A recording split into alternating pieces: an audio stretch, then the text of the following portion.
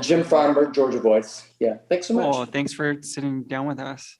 Yeah, I'm gonna do a quick intro, then we'll jump into questions. Hey, everybody, my name is Jim Farmer. I'm the festival director of Alabama Film, Atlanta's LGBTQ Film Festival, and I'm also an arts reporter for the Georgia Voice in Atlanta. I am so happy to be talking to Stephen Dunn, who is one of the directors, showrunner, and writers of the new Queer as Folk, which I'm really enjoying. Stephen, thanks so much for talking to me. Yeah, thanks for sitting down. I'm excited. Absolutely. So I'm just curious. I mean, I know that I grew up watching both versions of Queer as Folk. Did you grow up watching the versions yourself? I absolutely did. I used to watch the American version in my basement with the volume turned way down, terrified someone would walk in and see me. And then I saw the Okay. British version in high school, and I rented it, and it just blew me away. Why do you think is now is the right time for another version? I mean, so much has changed in the last 20 years, and I think Yeah. actually the definition of the word queer has evolved, and so much that um, it just felt like, unfortunately, I think we're at a time right now when the existence and amplification of queer voices, queer storytelling, and representation feels more important than it really ever does, Mhm. given the climate and what we're experiencing as a culture. And to see, queer joy, resilience, and defiance like on the screen, in an unapologetic way in which it's not going anywhere, Sure. to me is, I feel like it's the knowing who I am now, it's the show that I wish I had. Okay, great. How would you describe? I've watched 3 episodes. How would you describe this new version? I mean, the show is about a community rebuilding in the wake of a tragedy and Mhm. navigating the ways in which we build a bigger, better, safer, and more inclusive space that Sure. to that's yeah. I was really, really impressed by the fact that it just feels so topical. I mean, like you talk about the ending of the first episode with the mass shooting that really I think hits all of us really hard. But can you talk about the decision to include that? Absolutely. I was from the get-go, I knew that any version of Queer as Folk that needed to exist today had to reflect the current social climate in some way, to represent what it is like to exist as a queer person Hmm. in 2022. I started developing the show a long time ago, 5 years ago, um, almost now. And I wanted to center it around something similar to the Pulse nightclub shooting, not because I wanted to show the shooting itself or anything to do with it. Our show completely avoids like any violence or even the shooter himself. But it centers a community that is rebuilding, and facing the issues that come up with, that happen when you experience something like this. The grief process can manifest in so many different ways. And as I Hmm. went down to Orlando early on in the process to meet some of the survivors, it became very clear to me where the trajectory of the story needed to go, and and what was important in terms of telling the story authentically. Um, the cast is amazing, so congratulations for that. But can you talk a little bit? I mean, you have a lot of newer faces in there. Can you talk a little bit about choosing the ensemble? Absolutely. I can't imagine anything more fun than casting this show. Like, it was just such an incredible process of like, we auditioned around the world thanks to Christine Cromer, our casting Hmm. director. And some came very easily, very quickly.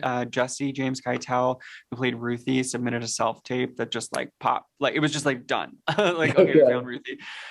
Whereas more unconventionally, like Finn Argus, who plays Mingus, is my next door neighbor in LA, and they came over to show me a music video that they'd made and have a bonfire, because they liked my movie Closet Monster.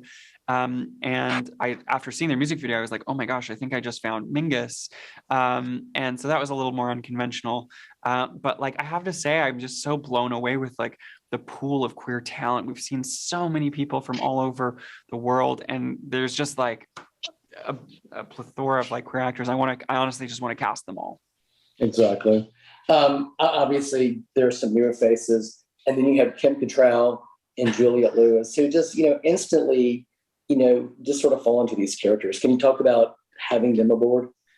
I mean, it's so surreal. They're both so different and masters at what they do. And they're such powerful allies and have been throughout their entire careers. Mhm. Having them as a part of the show, I think it just they brought so much nuance to these both complicated characters. Kim is just so funny and brilliant, like an incredible improviser, a comedic genius, but has this incredible arc that grows over the course of the season, where she just pushes herself into excuse me, she pushes herself into this new territory of her character Brenda, and gets to explore her own sexuality in this way that is just so beautiful and funny and messy and real. Whereas Juliette depicts the mother of Mingus, who is a loving parent who really doesn't know how to handle, the realities of having a child who's so young and survived something like this night at Babylon. And her season and her arc really has to do with like navigating a complicated parental relationship in which the boundaries are a little bit blurred.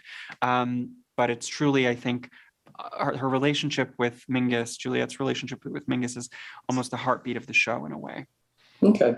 So if I'm correct, Stephen, you are the showrunner as well as a writer. And the creator, yeah. Okay. And you also directed 3 episodes. Yeah, exactly. Yeah. Okay. I was talking to the cast of Fire Island today about why it's so important to have not only LGBTQ talent in front of the camera, but also behind the camera. And I noticed that some of the other directors are out as well. Why is that important these days? I think it just allows you to be more authentic, honestly. Sure. Like, the more familiar you are with the subject, the further you can, the more authentic you can be in terms of depicting the situations. I think it's just, it's not hard to find queer talent, really, if you look for it. And I think that's kind of, we've been in a situation where there haven't been, for many reasons. I'm not judgmental about people not coming out about their sexuality, especially earlier. Like, there's a lot of reasons people remain closeted and still do in Hollywood. Unfortunately, it's not as accepting as you might think, given that Hollywood is so gay. But I think now that there is an incredible pool, and if you just look and take the time to do that, you will find them, and they will blow your minds. Exactly. I think my time is wrapping up. A couple things. I just want to say, Closet Monster. I coordinate the LGBTQ Film Festival in Atlanta. That was such an amazing movie. Our audience enjoyed that movie, so congratulations. Thank you so much. That's so sweet of you. I really appreciate it. I'm also looking forward to seeing you at Frameline upcoming, which will be. You'll be there. I'll be there for that. For the amazing. Yeah, we'll see you there. Queer as Folk debuts on Peacock June 9th. It is extraordinary. I've watched 3 episodes. I cannot wait to watch the other 5. Thank you so much, Stephen. Thank you. Nice talking to you. You too. Thanks a lot.